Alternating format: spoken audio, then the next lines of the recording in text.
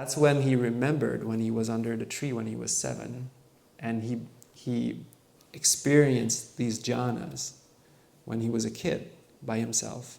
And he thought, would that be the way to awakening? And then he thought, yeah. The jhanas are, in a way, the levels of meditations, the stations of liberation of the mind, different levels of liberation. It goes deeper and deeper.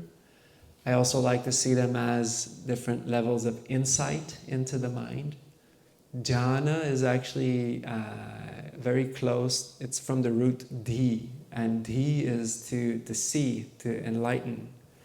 And to me, the word jhana is actually much closer to the word insight.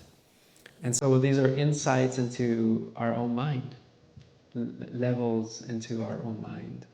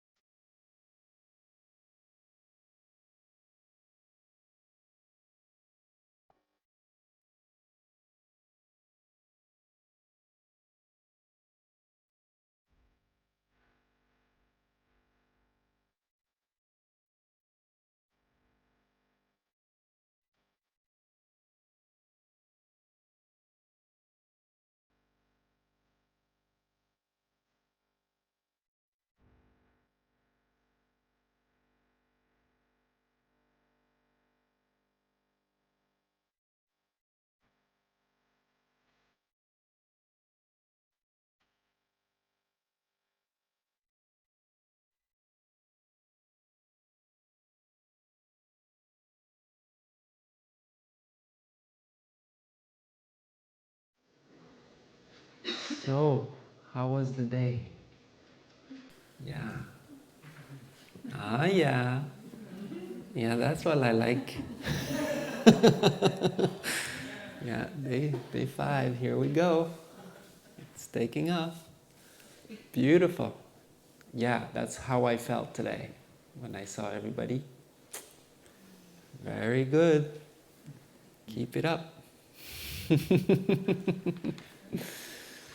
Beautiful. So another beautiful day.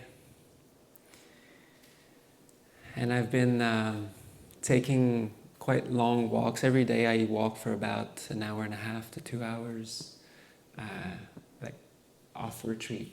I have a little bit less time on retreat because I'm a busy person. Ironically for me.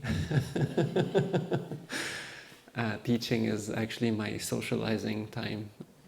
Otherwise I live in the jungle in Sri Lanka, so or at Tierramor for a month and a half, which has been very beautiful. Yes, definitely. And I've been taking this very beautiful walks at the back. There's a lot of beautiful country here. It's a very special place, and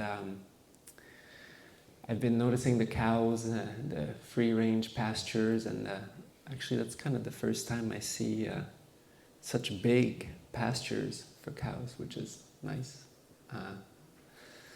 And it made me thought of this particular teaching on the analogy of the cow, which is one of the teachings of the Buddha that I like the most, that explains the roadmap of the levels of meditation and how that works. And so we've been practicing loving kindness diligently, the 6 R's for 4 days, maybe with some forgiveness breaks. And this is a time where I think it's useful to kind of know where this is going a little bit more. And what we've been doing at the beginning, the first few days, is just kind of getting a handle on how to do the meditation. And judging by the smiles today, I think a lot of people are starting to get it. Well, not that you were not getting it before, but just it's there. And so from here, the meditation usually will start changing a little bit, like I mentioned yesterday. And that's good, and it already has started. I've given some new exercise to some people, and and today we'll be exploring a little bit more what to expect and what are these levels of meditation that are called the jhanas. Has anybody heard of that famous word, jhana? Yes, yes. In Arabic, 4, it 5. means heaven. Hmm? In Arabic, it means heaven. Sure, great. It also correlates to the cosmology in Buddhism, where if someone were to pass away in either one of these stages, they would be reborn in a very high realm of goodness and all this. But I'm not really going to cover this section tonight. We'll keep it quite down to earth, down to the practice, and see what these levels are about. Yeah, just seeing how sometimes the cows would be on the road, on the loose, and just kind of how sloppy they run. It's kind of funny, so it made me thought of this analogy. Here we begin with an interesting analogy, and the Buddha says, just as if a mountain cow, which was careless, inexperienced, and not well versed in pastures, and unskilled, was roaming about treacherous high mountain grounds. So you see the picture. She would think, perhaps I could go somewhere I have never been before, eat some grass I've never eaten, and drink some water that I've never drunk. Then, without having firmly set down her front hoofs, she would begin lifting her rear hoofs.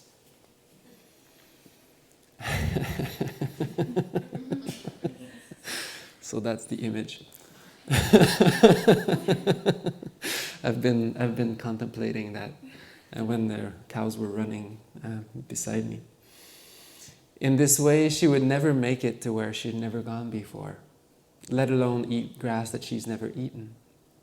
And even if she eventually made it there, she could never make it back safely to where she came from. Similarly, monks, a meditator who is careless and inexperienced and not well versed in pastures, and here the pastures are the fields of meditation, the levels of meditation, might want to meditate disengaged from sensory desires and detached from unwholesome mental states, still attended by thinking and reflection, with the blissful happiness born of letting go, and might try to abide in the first level of meditation, because what I've said just now is how the first level of meditation is described.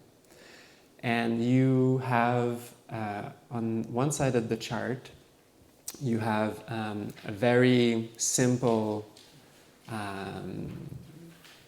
structure which explains all of the levels, and on the other side you have the definition also. And this is not something that I've made up, it's actually the words of the Buddha, so you can just relate to that. And one of the things that I found on my own journey was that it was very difficult for me to understand these jhanas because they were always explained in a different way than what it was described in the original teachings. And what you have is the original teachings, so that we're clear. There are nowadays countless interpretations of these things, and I just like to keep it to the core. And you are a lucky first-time group because I just finished this chart before the retreat, so you're the guinea pig retreat. And so, but that meditator does not indulge nor enjoy the characteristics of that state, does not develop them, does not practice them frequently, and does not settle into them until they become stable.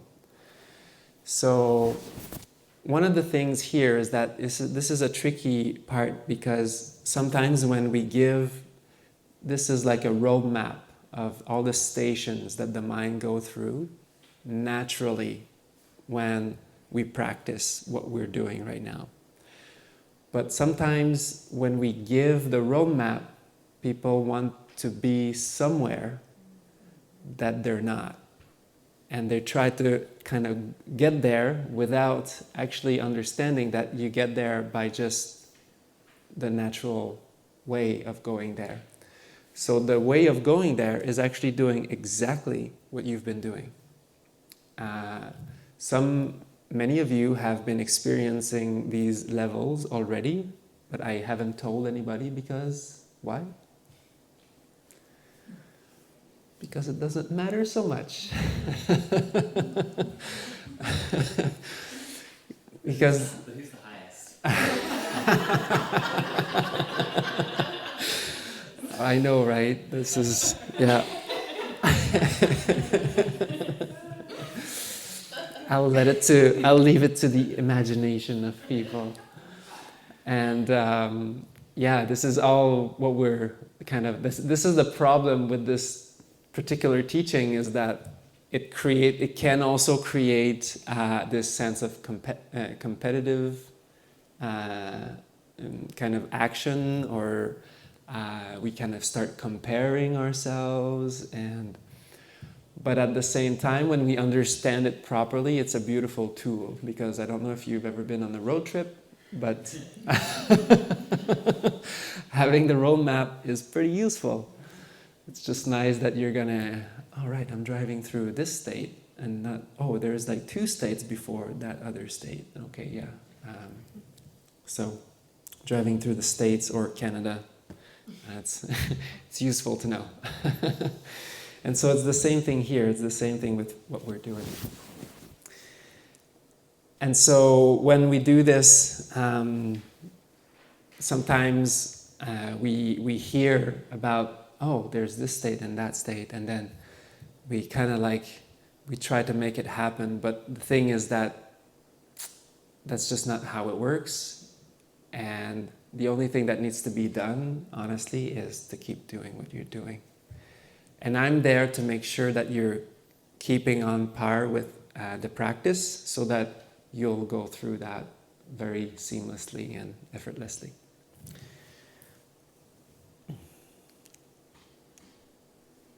Then that meditator would think, perhaps I could, with the calming of thinking and reflection, with inner tranquilization, my mind becoming unified, without thinking or reflection, with the blissful happiness born of mental collectedness, abide in the second level of meditation. But that meditator would not be able to enter that plane. And then they would think, oh, maybe I can go back to the first level.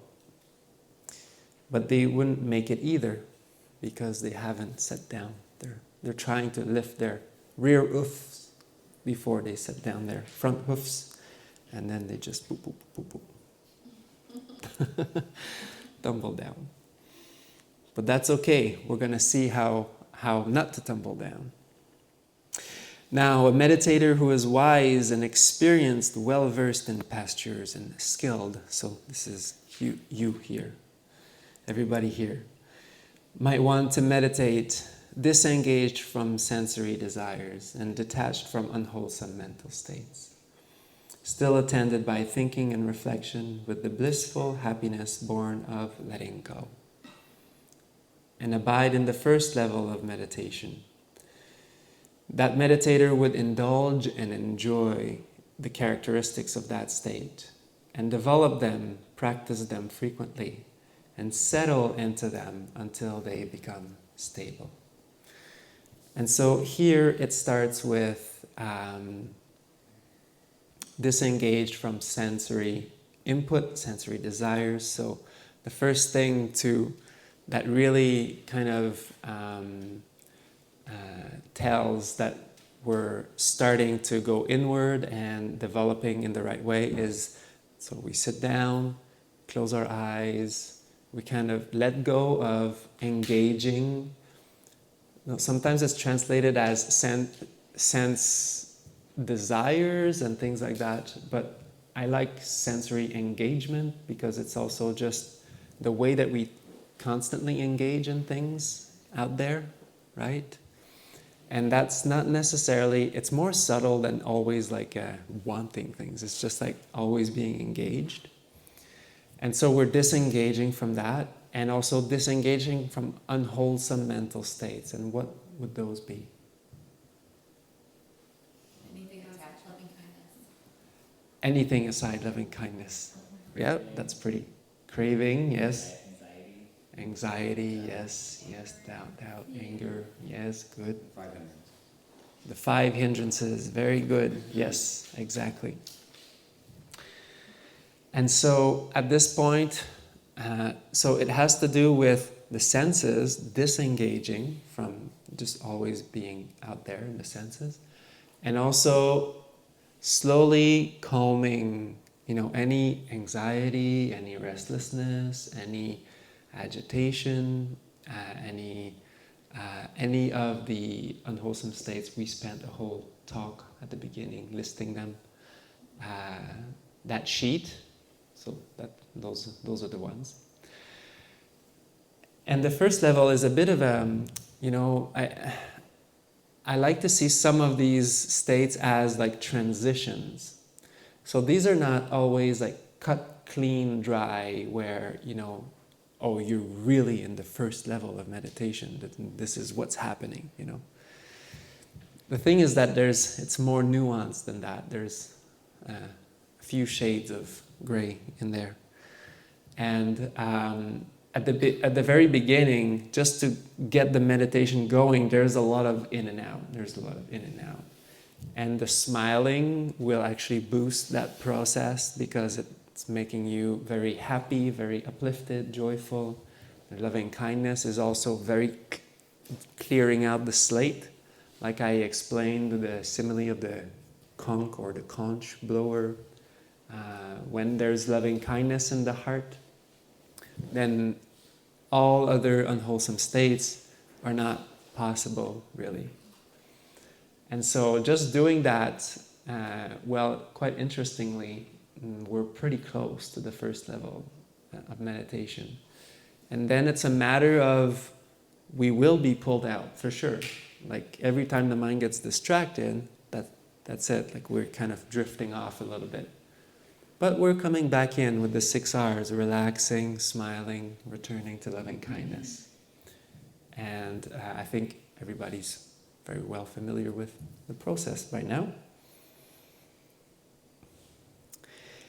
And there is, at this point, there is still that thinking. There is still a bit of activity in the mind, that thinking and reflection. And that's quite important to understand. This is like the puppy. This is like the kitten. This is like the spiritual friend. This is the duckling. This is, the baby goats for me. But so that's the whatever you want. The sentence, like, may I be happy. That's what it is. But at that point, that thinking and reflection is fully wholesome. So it's based in loving kindness. We're using that to bring up the feeling. So that's kind of what it is. And as you do that, there will be some kind of joy that starts to arise, light joy, that comes from letting go and getting into that beautiful space that is very wholesome. And just there's a lightness, there's a joy that comes. So that's about it. Does that sound complicated? Okay, great.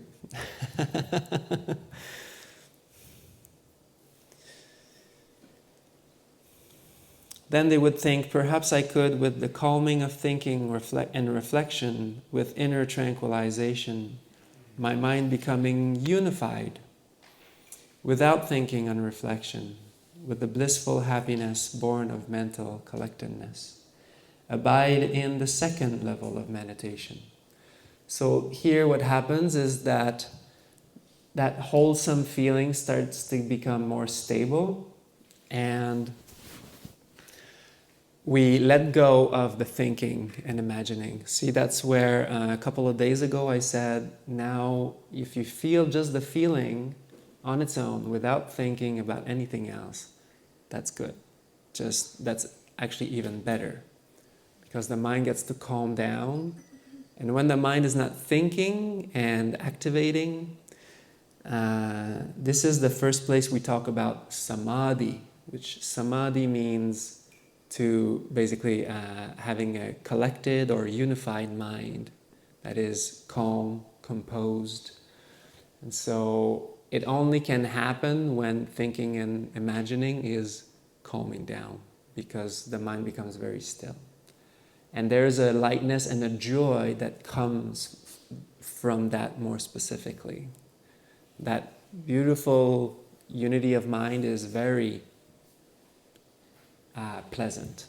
So I'm sure some of you understand this. And so interestingly, this is the first level that we're speaking of Samādhi. So the first level doesn't even have that principle. Yes? Sorry to interrupt.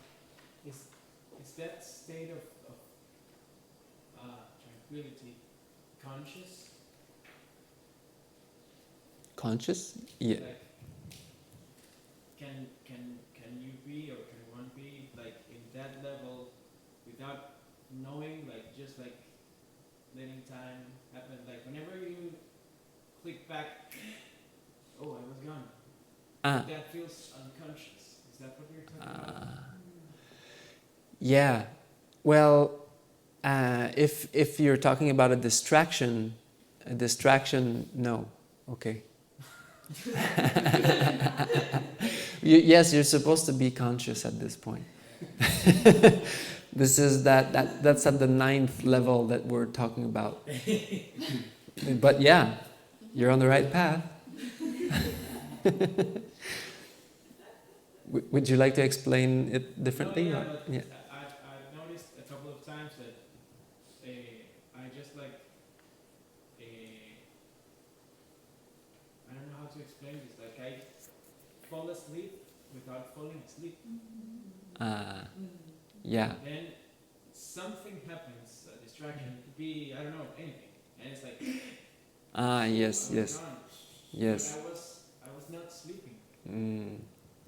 Yes. So that can happen. It's a kind of an in-between where you're not sleeping but you're not fully conscious, and that's not what we're talking about here. That's not necessarily bad, but I think that's more relating to the energy in the mind. And sometimes with a lot of meditation, we're not used to be just like still and watching mind and developing the mind like this. And sometimes the mind can be very clear and kind of drift off into more like sleep, but not really diving into it. So, but that's okay. Yeah, that's good. It's not exactly what we're talking about here, but yes, I understand what you mean. And it happens because the mind becomes very aware and clear, and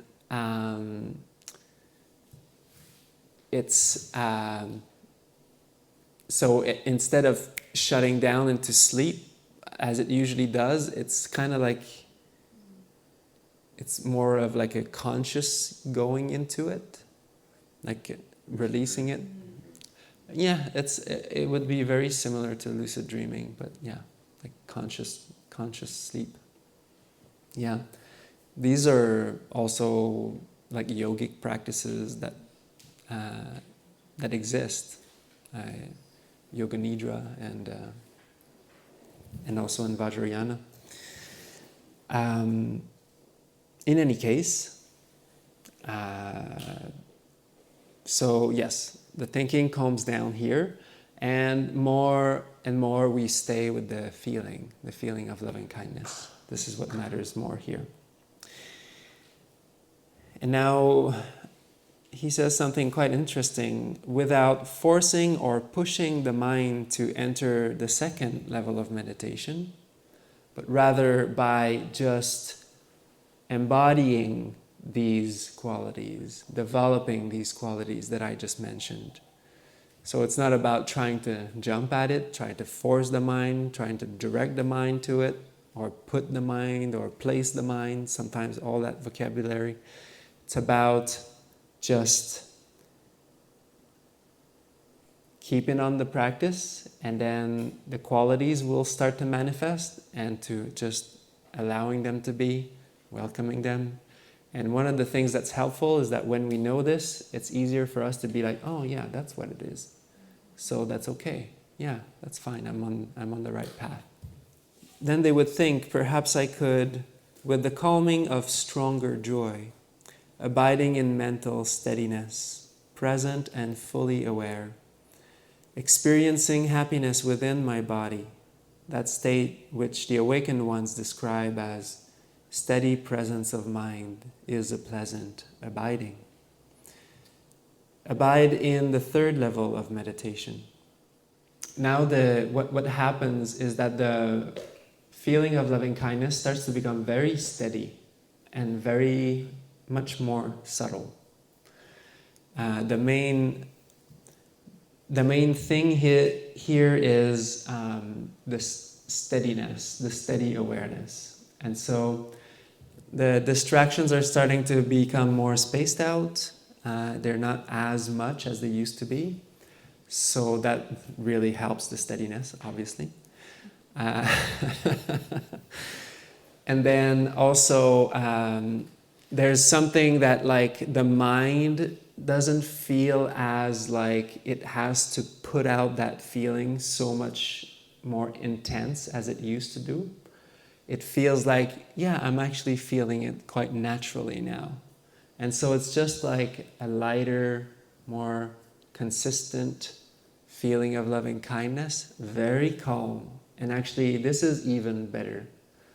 And like the stronger joy here, which at the beginning tends to arise a little bit more, here will calm down a little bit. It won't leave. It won't leave. It will actually become much better in a way, much more mature, because it doesn't go like this. But it will calm down, definitely, and become very steady. So this is the beginning of what we call sometimes equanimity. But equanimity is a bit too flat of a word for me. Maybe this is my previous background with my other practices. And the word equanimity became very dry for me. Because I was told to sit without moving and sit through a lot of pain. And I could.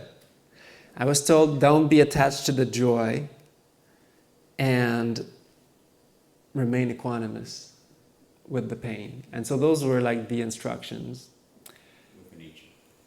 With anicca, of course.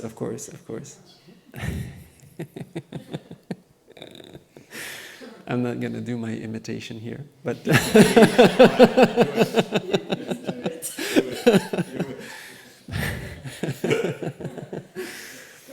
anyhow, I still have so much love for Goenkaji. I mean, he's the reason why I took this path in my life. So first Vipassanā retreat was day 6. I realized like, yeah, this is what I've been looking for 27 years. And so so much gratitude for that. So yeah, for me, when I started to, at the beginning, I practiced that for quite a while. And it changed my life, obviously.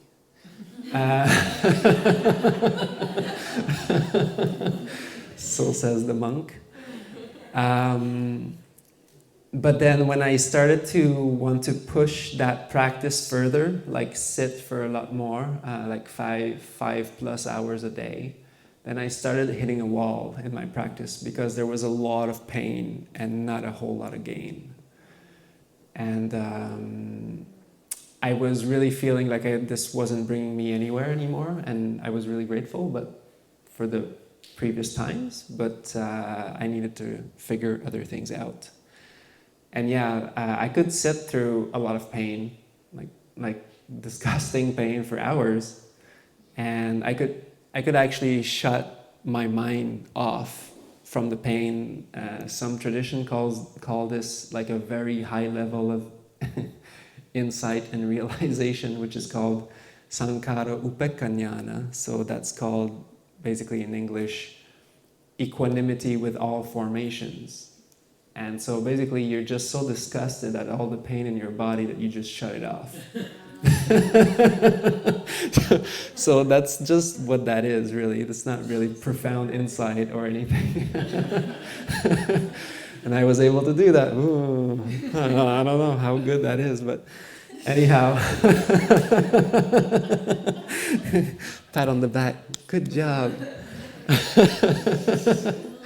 I just remember being like 3 hours like in one posture without cushion, because I was just like hardcore, like no cushions, like no, don't even give me the zafuton, like tossing it, and like I don't want a raised seat, nothing, and just like give me pain, let's go.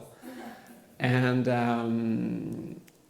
after a while, like I realized, I was going through so much pain, and it was just like, yeah, I can shut my mind off, but my mind was just becoming more rigid. I was a long-term server at a center for many months. They really like people like me because I can do everything, and like chainsaw tractors, pathways, building things, anyways. And so I was kitchen manager, and we were in Montebello, Dhamma, and cooking for 200 people. And I had like 14 volunteers every 10 days, and it was always rotating. And it was a sit-serve program, so I would sit one 10-day program, and then I would serve for like 3 or 4. And every time I would sit, I would go back to the kitchen, and then one day, it was all gone. And I was like, what's up with that? And then I was thinking, well, I just need more. Like, I need to do more. But then I just, it took one day of like just going back to the kitchen, and like all my samadhi was gone, all my concentration, all that I had accumulated for 10 days was all, just my mind was again just kind of scattered. And I noticed that I was becoming very rigid, because that's what it's about. Like, it's about controlling your mind all the time. Actually, that's not really wisdom. So it's not really understanding the nature of mental states. It's just forcing and controlling your mind up and down, or like the nostrils.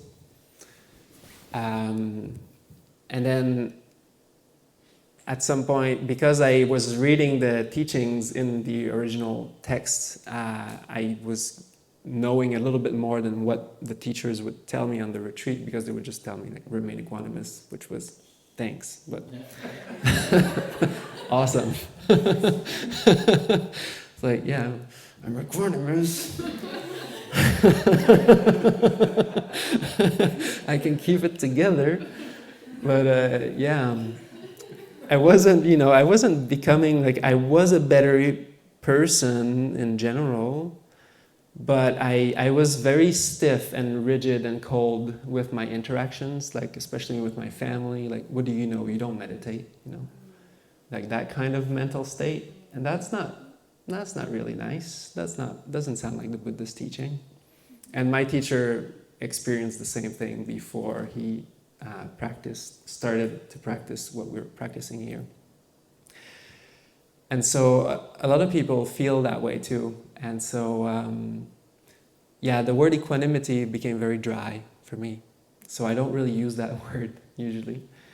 Here I would translate it usually as blissful poise or blissful calm, balanced, a balanced mind. I like that more for equanimity. Because this equanimity is not the equanimity of like someone comes and slap you and you actually manage to keep it together. Yeah, that's equanimity, right? You leveled it out. But in reality, that's forced, that's controlled. You were able to control yourself. Great, well done. You didn't retaliate. But the thing is, the equanimity that we're talking about here is the equanimity of the higher mind, that is called. And that comes through mental development. And that equanimity, upekkha, is a very different thing. That's why I call it steadiness of mind. That's why I call it, in the Brahma Viharas, it's also equanimity, the last one. I call it boundless calm. Yes?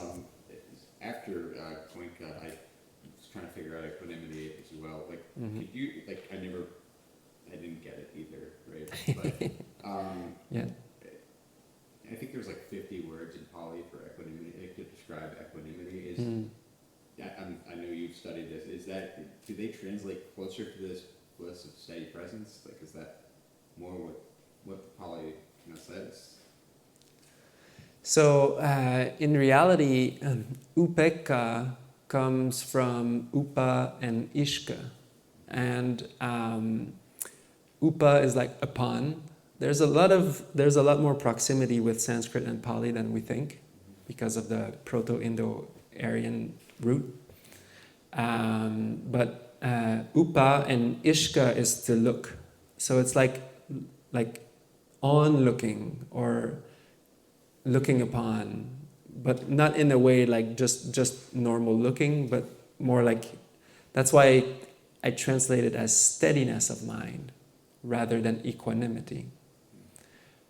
Equanimity, I mean, if it wasn't just so much used for other kinds of things, I might feel like it's okay, but actually for me, really, honestly, when I looked up because I spent, like days doing that, looked up the etymology of it in Pali and Sanskrit and the root, it really felt a lot more like what was meant here was like on-looking, like steadiness of mind, steadiness of awareness. So not necessarily just controlled equanimity. So yeah. And it ties into the mental development a lot more, because when you do that, your mind starts to become very steady. It's like, and the jhanas are literally just the 7 factors of awakening or the 7 factors of enlightenment. It's just like a guided meditation through what happens with each of them as we progress. So first there's awareness. Then there's Dhammavichaya, which is like investigating. Those are the 6 R's. Whenever the mind is distracted, you just recognize, release, relax, re-smile, return, repeat. That's like how you investigate. That's like basically just practicing. Then energy is like you do that all the time. I like to translate it as devotion instead of energy, because energy is more like and that's just not what is meant here. And then as you do that, well, of course, as you let go of anxiety, distractions, restlessness, and you replace them with a smile, with relaxing your body, and with loving kindness, of course there's going to be joy arising, which is the 4th one. Then joy arises, and then with that joy, the body becomes calm. With calm in mind, there is ease, there is happiness, and then upekkha is the last one, and then because of all of this, the mind becomes steady instead of equanimous. So that's how I see it. But yeah. And when we explain the 7 factors of enlightenment or awakening, we can really understand like, oh, okay, that's like actually a flow, and like that's how the mind works. And if you do that, then the mind will become collected and steady. So without forcing or pushing the mind to enter that level of meditation, one simply embody and make much and enjoy. That's also what I like, is like they enjoy that state. Great. This is like my sweet revenge to my previous teachers that told me to be afraid of joy.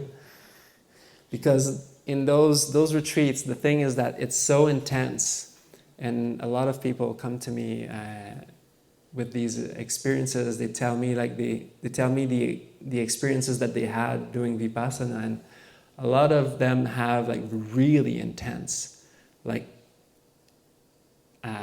ecstatic joy, like uncontrollable, and it's a very powerful, you can't control it, you don't know when it's going to come, you don't know when it's going to go. So that's why they tell you don't be attached, because they don't actually know how to work with it, it's not part of the curriculum there.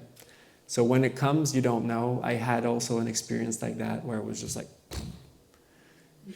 whoa, okay, like what was in breakfast? Like, I don't know what I took, like it's like unreal, just like.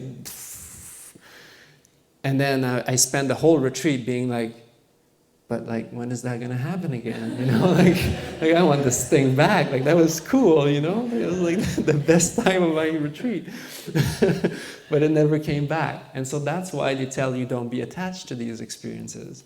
But here we actually work with it. We use it to uplift our minds and to cleanse our mind. And actually in so many teachings, the Buddha says really clearly that joy is like the cleansing agent of the mind. It will just clear the slate and uplift it, make it beautiful, clear. So, then they would think, perhaps I could, unattached to pleasant sensations and undisturbed by unpleasant ones, with the earlier settling of heaviness and excitement, balanced and steady, purified by unmoving presence, I could abide in the 4th level of meditation. Now, it could be a slightly different on your chart because this is an older translation, a little bit. And so without forcing or jumping or pushing to enter that state, they would simply continue to practice and embody the qualities as they start to sink in and develop them. And just finding ease. Another way that I like to see it is like really finding comfort in that place. That's really how you make it yours, or you make it home. And at this point, I think everybody has the chart, but I don't.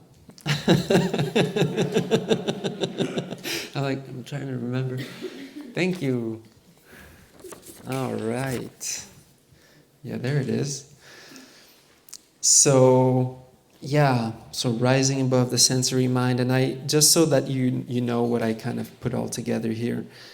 I like the first 2 levels of meditation, comparing it to a lake or water, because I like to compare Samādhi or mental collectedness as the pooling of awareness, which is like when it rains on like a leaf and then it just starts to accumulate and gather in the center of the leaf kind of thing, and it's just like this beautiful collected water. That's how I like to see it. When we let go of engaging in the senses and when we let go of all the distractions, that's where our mind flows. Actually, all the water of our awareness starts to collect. And this is very beautiful analogy for what happens in the first couple of stages. And then the mountain, I like also this kind of moving above the lake, and there's this beautiful mountain, and it's more like solid rock, and it's starting to be steady, and it's very steady and grounded, and yet even more elevated and even more fresh and blissful. Now here at the 4th level, Here we are talking about meditation that comes with bodily awareness. And some of you I've asked on interviews, so when you're sitting with the loving kindness, do you feel like at some point some parts of your body become a little bit dim? Or you just feel like, oh yeah, I can't feel my hands. That's actually happens quite often. Or I can't feel my feet. And this is kind of where we're transitioning from being aware of the body and towards the mental realms. And usually that will take about an hour and a half of sitting practice. So that's why my intervention a little bit yesterday, just to say, okay, now let's try to make it a little bit longer, and you'll see it goes deeper and it gets even better. 6Ring the little surface impatience. And here we have this beautiful transition. Then they would think, perhaps I could, having gone beyond all perceptions of form. Here we're talking about the body, perception of form. With the awareness of sensory stimuli fading away, inattentive to the plurality of sensations, aware of endless spaciousness, abiding in the plane of endless spaciousness. So here what happens is that this is a transition area. So the loving kindness will be very thin here. It's not that strong at all at this point. And slowly it will have to go. It will have to be released. Not like, oh yeah, I'm so over this practice.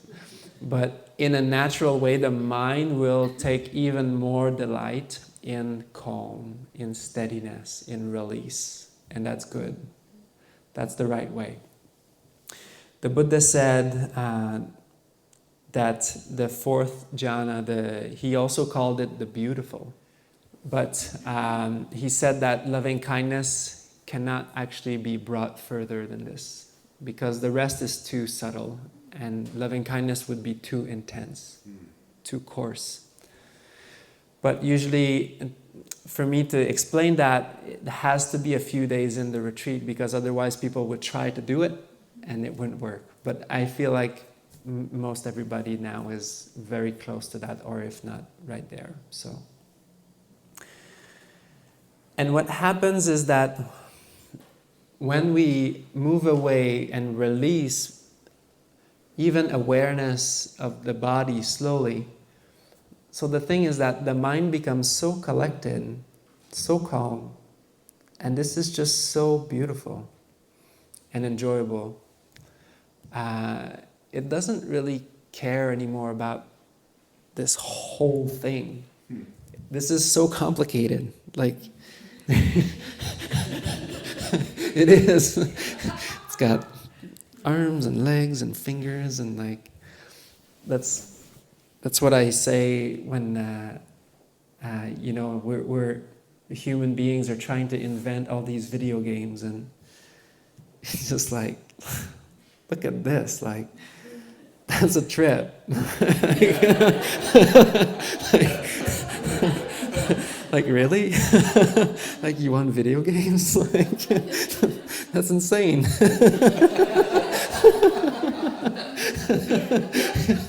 You won't get anything crazier than this. Like, this is it. So funny. And it's got all these pins and prickles and sensations and gurgles and all these things happening in there. And actually, when the mind is just like slowly letting go and moving out of all this, it's so blissful and so calm. And the mind is just, at this point, not really interested anymore in like putting, if you place your attention anywhere on your body, you'll feel it. You'll know it's there. If like a bug lands on you or a mosquito, like you'll know it. You're not actually disconnected. You're just released from that awareness. but it's there still. You can come back to that anytime. But chances are you're just going to want to enjoy this place anyways. So, and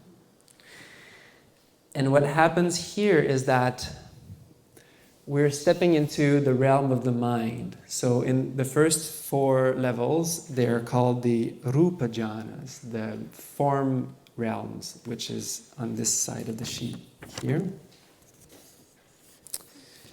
Meditation with awareness of the body. But now we're stepping into the realm of the mind. And just so you know, this is not like bypassing or anything. You have to go through awareness with the body to get there. So if you're not aware of your body because of like some kind of trauma or whatever it is, because it happens a lot that people start thinking that you have to kind of, like the body is not a good thing and, go to the mind. But that's really not what we're practicing here. So it has to be a very healthy, this is not about shutting off your body at all. This is actually understanding, like filling it with awareness because of wholesome states and relaxing, and liberating your mind very gently, very lovingly. And the body will always be there if you want to be aware of it. It actually is just quite easy to just be aware of it too. So we're not bypassing anything here. Okay, and the realm of the mind, the first thing that happens is because body is one thing and mind is another thing. And do you think the mind has a body? I like this question. It sounds stupid, but That's a very good question. Yes, it is. Yeah. No. So no, it doesn't, because mind is mind, body is body. And I gave the answer before I asked the question, but I said, in my mind, you guys didn't hear that, but I said, oh, darn. I said it before. And what happens is that because we're so used to having a body and like being there and doing everything with our body, that when we kind of release that perspective and there's just awareness left, there's just that consciousness left, or moving into that realm. It's not going to be a clear cut, but definitely what happens is that because the mind doesn't have limits, it doesn't have bodily limits, the first thing that happens is like you'll feel like probably like expansion or spaciousness. It's going to be very spacious because mind, it doesn't have a body. And so there's no kind of sense of emboxing. And see how interesting that is with Dr. Jill Bolte Taylor and her story about going back into her tiny little body. Well, the mind actually doesn't have bodily limits. It just doesn't exist for the mind. The mind it's on another plane. And so slowly we're starting to experience that here. And here the loving kindness, sometimes we can call it compassion, but it's a very, very subtle kind of compassion. A lot of people will see it more as like, it's like loving kindness is there, but it's becoming like distant. It's like, it's there, you can feel it, but it's not as close to you anymore. It's more like there's a little bit more space and distance. Then they would think, perhaps I could, having gone entirely beyond the plane of endless space, aware of endless consciousness, abide in the plane of endless consciousness. So here, as we've seen, we start to kind of feel comfortable in each of these levels. We make much of them, we enjoy them, we settle into them until we feel comfortable at home. And what happens is that after practicing continuously, it will change again. It will go deeper, or however you want to see it, more released. And here, once we start to get used to like that broad, spacious mind, either you feel like it's expanding, or you just feel like it's just like spacious. It's just very spacious. It depends. People experience it differently. Then the next thing that will happen is that you might notice that the mind is a very active thing, even at that level. It's not full-fledged distractions, but it's like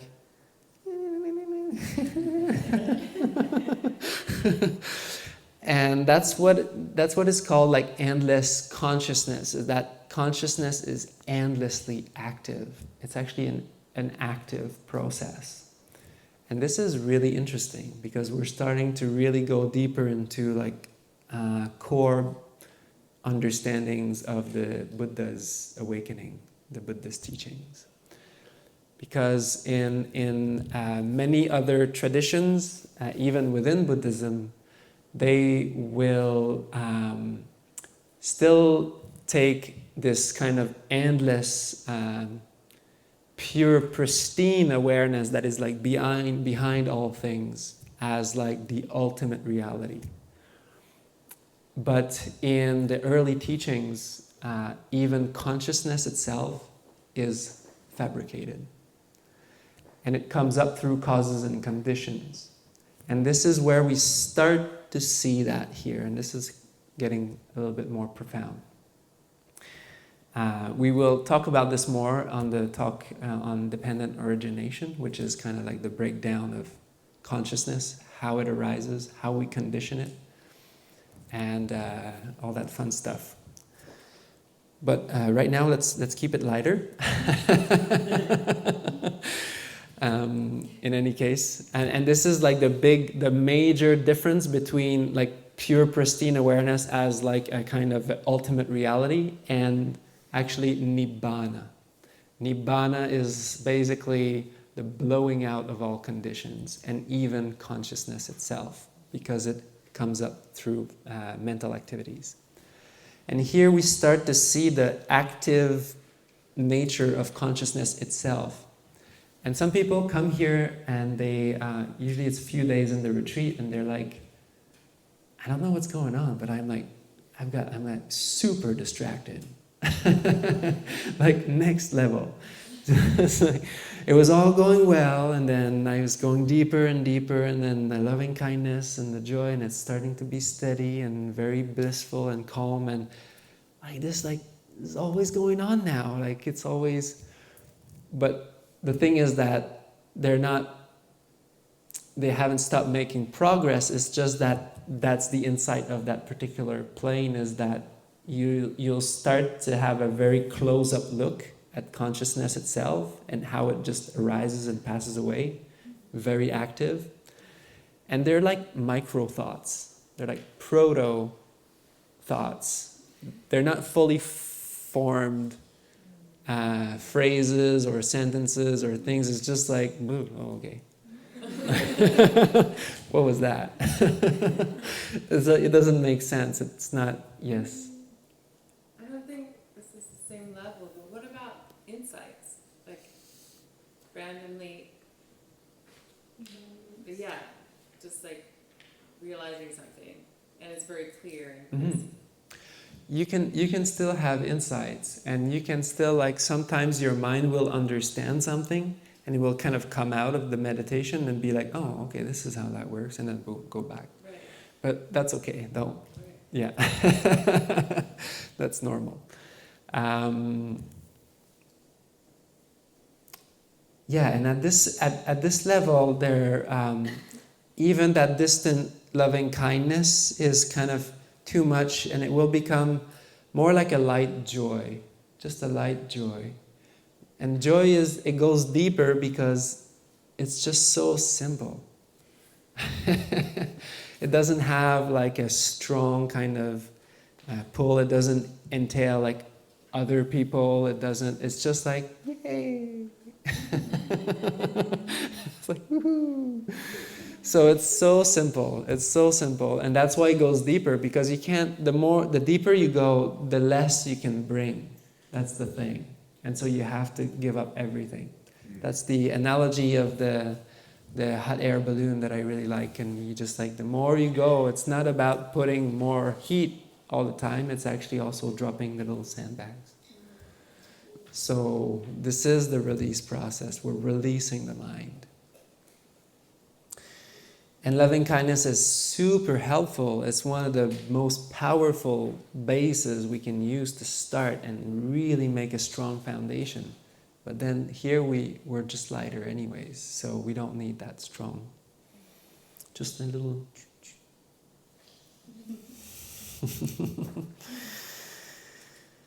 Then they would think, perhaps I could, having entirely gone beyond the plane of endless consciousness, aware of nothing in particular, abide in the plane of bare awareness. And see here, this is where so far we've been using a lot of what we call the Brahma Viharas. The Brahma Viharas are loving kindness, compassion, joy or sympathetic joy, and calm or equanimity. And so I like when people laugh when I say equanimity, because I know what they're thinking.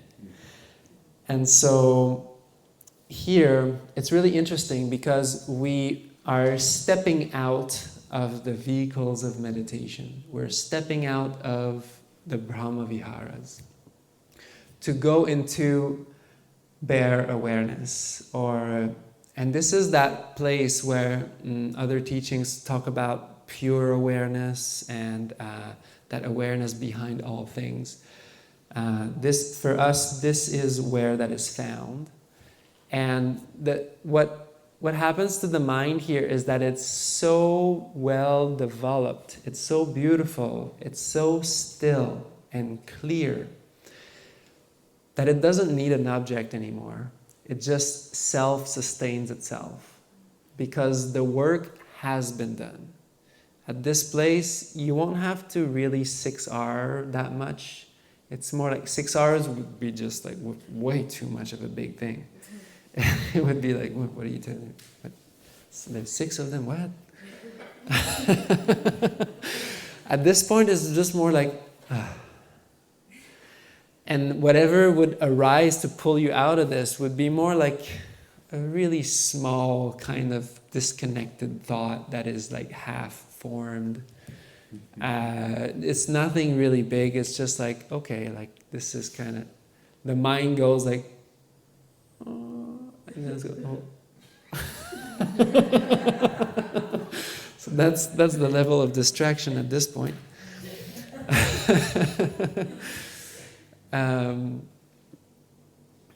And it's here you'll notice it's quite noticeable. The mind becomes very still and very clear, and it just wants to rest there, and that's it. That's all it needs.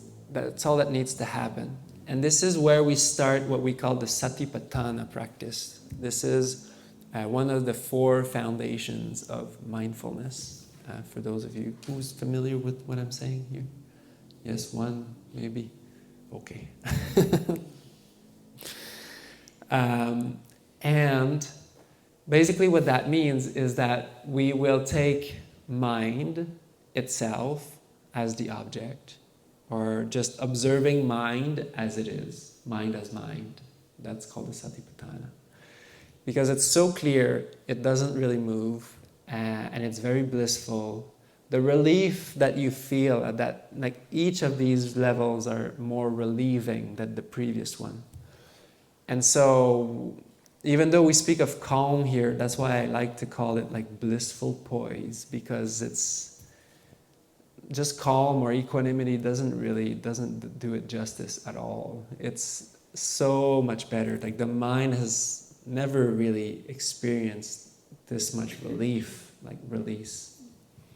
There's nothing in the mind, it's just clear, it's just beautiful. And to get there, usually people will have to meditate for about 2 to 3 hours in one sit. And this is where usually we really recommend sitting in chairs, because that will really help the blood flow in your legs, the pain. You should not at any point push this. You should listen to your body and make sure that you're comfortable. But the thing with this is that there's no magic here. The mind needs time. It just needs time to empty its bucket.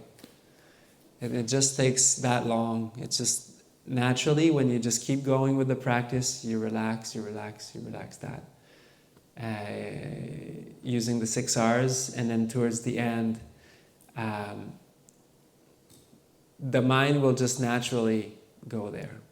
So it's not even something we have to do, or just by continuing, and we'll keep talking on the interview. And this is why we have to have interviews every day with everybody. Because this meditation is too dynamic. You can't say just one thing and everybody will just like experience the same thing. That's just not how it works. But here, making sure that you're really comfortable, and I'm just saying that, like, that's not, you don't have to do this. I'm just saying that this is kind of what is needed. These are the causes and conditions needed to go to that depth. It can happen over time too, with more days, if you sit for like 2 hours, let's say. But it will usually require a little bit more depth in the stillness. And so I like to call it bare awareness, because there's just really nothing in the field of awareness. It's just standing there on its own.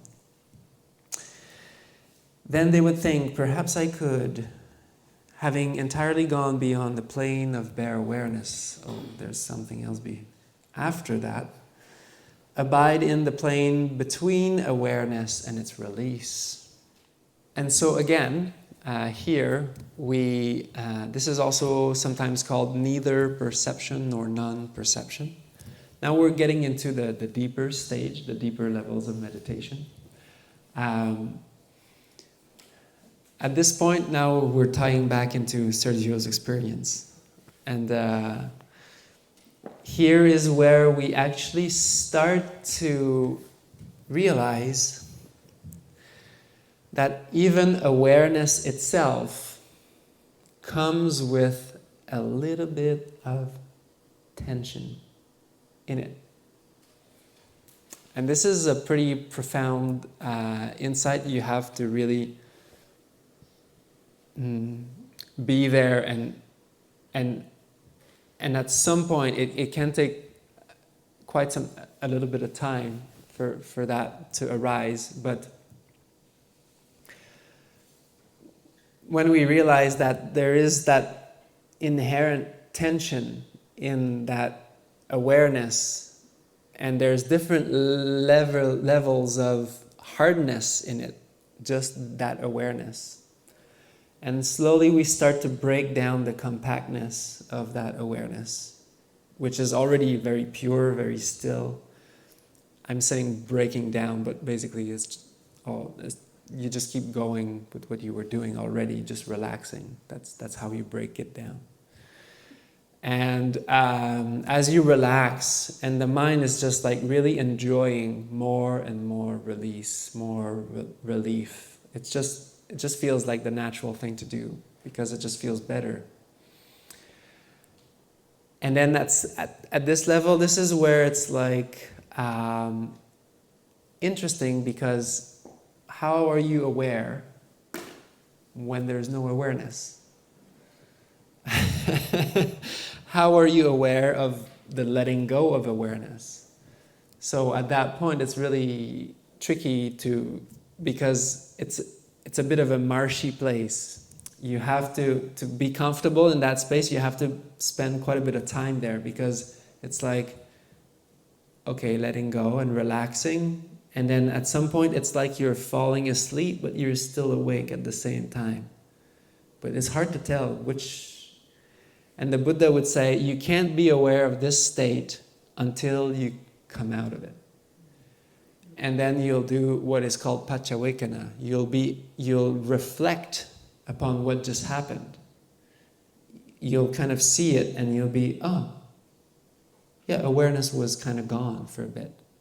It wasn't as, like I was still there, oh. So this is also where it's getting interesting in terms of the ego and the I, because awareness is the last bastion of our ego. This is where we all think that this is me, this is I am. But in this particular teaching, actually the Buddha said that there's a release even beyond that. And that is still fabricated. And that I, if it's still there, that means haven't done the whole job yet. And don't worry, it doesn't disappear just easily like that. It's very sticky. More sticky than we think. So it's a lot of development. You know, it's not just because you experience that and it fades away, but it's a beautiful thing to see how I am there, and then that awareness is there, and then you let it go, you release, you relax, and you enjoy, you settle in that space as much as you can. And then sometimes you notice that, oh, like I was kind of gone for a bit, not there. But awareness is not groggy, so you're not falling asleep. You're not actually dozing off. The way that you know if you're dozing off is that awareness will be kind of groggy and contracted when you come out. That means you fell asleep. That doesn't mean that you've experienced what I'm talking about here. But at that level, it's so subtle, the level of energy that is required here, like the balancing of the energy and the mind is so subtle that, you know, letting go too much might cause drowsiness, and being too interested will compact the awareness. So it's that very kind of like walking a gentle tightrope of, you know, not relaxing too much, but also not being too joyful or too aware or too enthusiastic about the awareness. And they could think, perhaps I could, going entirely beyond the plane between awareness and its limit, abide in the release from experiential awareness. And now this is where, after becoming more settled into that space of like kind of in between and feeling like, okay, more comfortable about this idea of, in fact, releasing awareness even itself is blissful and it's very relieving and enjoyable. And then the mind starts to release even more and deeper. And at some point there comes like a dip, like a full dip, like lights out. And this is also called cessation. Consciousness, the process of consciousness has been deconditioned to its root and has been released completely. And the mind has never experienced any kind of rest like this. This is beyond anything that we can experience, even sleep. Sleep does not even come close. Because it's a complete cleansing, basically, of all of that process of consciousness. And so the mind has, like, even when we sleep, the mind is relatively active. But this is like really, and this is not going to happen for a very long time. I call it the kiss of Nibbana, because it's actually it requires quite a lot of devotion and dedication in one's practice to go to that depth. Usually it's going to be around 3 to 4, 5 hours of sitting meditation. And this is why, again, I want to say that in our tradition we really recommend chairs at that level. Or you can also open up your legs after a while, or change a little bit your posture if you're sitting cross-legged. The other thing to keep in mind is as you sit longer, you need to walk longer too. And that's very important. You will feel a lot of pain if you don't walk. That's very important to reactivate your body, get the circulation going. My teacher would have us, we had a 2-story flight of stairs at the meditation center in the States, and he would just say, like, go run up and down those stairs and get that blood flowing again. He would say, like, you should actually feel your heart beating a little bit faster. Because if you go in for 4 or 5 hours and then you don't walk and then you go back in for another 4 or 5 hours, it's just not good for your body. It's just not healthy. And you can have blood clots and things like that. So we really don't recommend that. Stay healthy.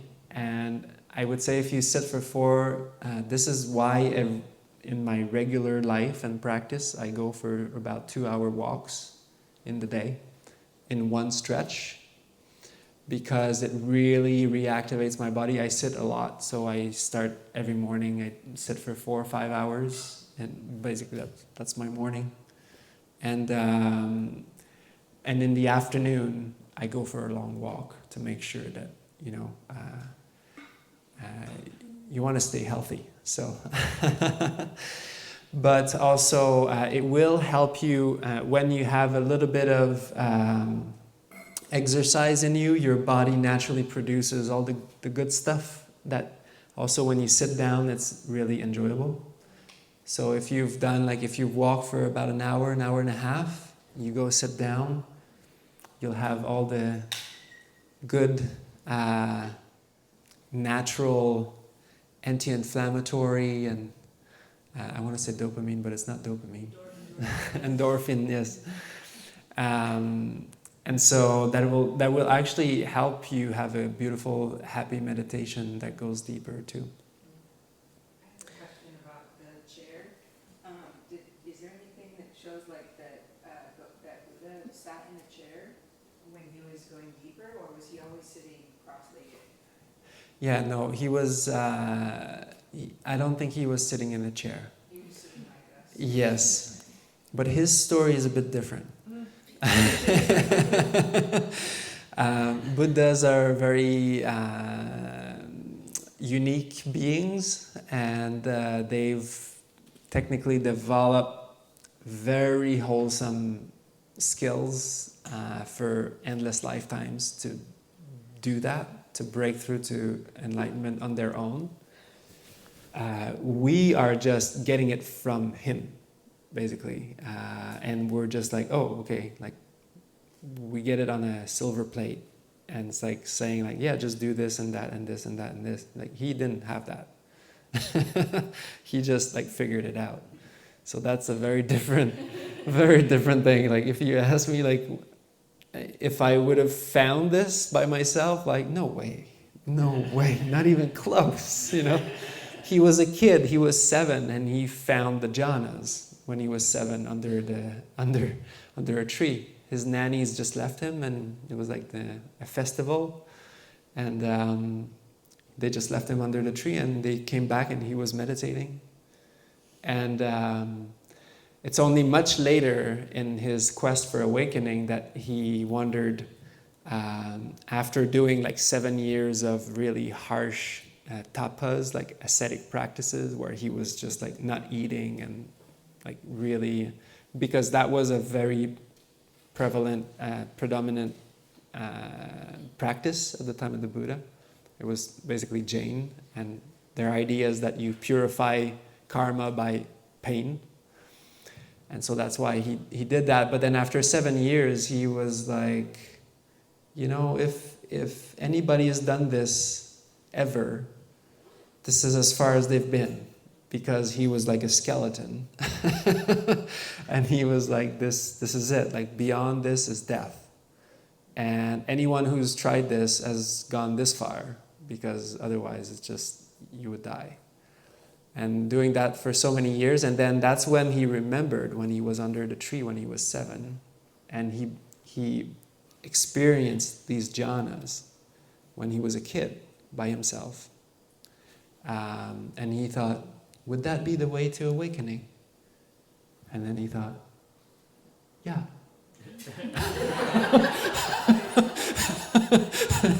And then he started eating again, he gained some strength again, and then he started meditating and enjoying, because he said it's impossible to feel that joy here if you're that emaciated and you don't eat. Like he was just like, that's impossible. You can't feel that. Like he needed to start eating again to feel like he was back to health, and then he did that, and then he broke through to awakening. So the jhanas are, in a way, the levels of meditations, the stations of liberation of the mind, different levels of liberation. It goes deeper and deeper. I also like to see them as different levels of insight into the mind. Jhana is actually very close. It's from the root dhi, and dhi is to see, to enlighten. And to me, the word jhana is actually much closer to the word insight than a lot of other words that are used for the word insight, in fact. And so these are insights into our own mind, levels into our own mind. And so this is the roadmap. Of course, when you go to that depth, you'll feel a lot of relief coming out of that. You'll feel tremendous relief, like you've let go of a very heavy burden. Often that's how it's being described. What's next? Just keep going. Just keep enjoying. Wherever you are in this process on the roadmap, the road is the road. You just keep driving and enjoy the road. It's beautiful. It's a very beautiful path. And there's no, except the experience itself of going through all of this. There's no specific attainment that happens at the end of this. You're not awakened or anything yet. This is another topic which I'll try to give maybe a little bit later. The 4 levels of actually awakening. So these are the 9 levels of meditation. But then as we do this continuously, purifying the mind, uplifting the mind, clearing the heart, then some heavier fetters like anger, for example, and things like that start to dwindle. They start to fall off. And that's when we start to talk about awakening. And there's different levels to this. But for now, this is just the meditation, the roadmap. It's for you to enjoy. Like the Buddha said, I teach teaching that is beautiful in the beginning, beautiful in the middle, and beautiful in the end. So from the beginning until the end, you should be enjoying this. And that will be for your progress, for sure. So on this, I wish you a beautiful evening. Let's share our merits and then enjoy. May suffering ones be suffering free, and the fear-struck fearless be. May the grieving shed all grief, and may all beings find relief. May all beings share these merits that we have thus acquired, for the acquisition of all kinds of happiness. May beings inhabiting space and earth, devas and nagas of mighty powers, share these merits of ours. May they long protect the Buddha's dispensation. Sadhu, sadhu.